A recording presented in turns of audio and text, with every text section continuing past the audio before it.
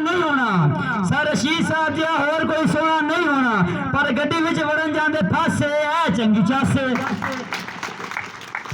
Sir Amjad साहब भी बड़े डाढ़े ने, सर अमजद साहब भी बड़े डाढ़े ने, जिवें हुंदी कोई सस ऐ चंगी चासे।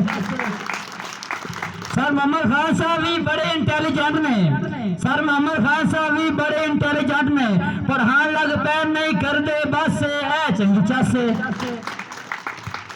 सर जफर हुसैन साहब भी बड़े स्वीट ने, सर जफर हुसैन साहब भी बड़े स्वीट ने, पर साढ़े सोहने बोलना उत्ते चंडा देंदे खासे ऐ चंगी चासे।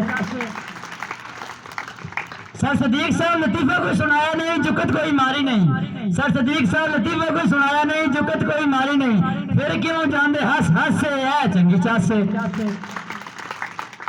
सर न्याली साहब कहते ने 4 चैप्टर कर लो पास हो जाओगे। सर न्याली साहब कहते ने 4 चैप्टर कर लो पास हो जाओगे, आखिर विच नंबर होंदे 10 से ऐ चंगी चासे।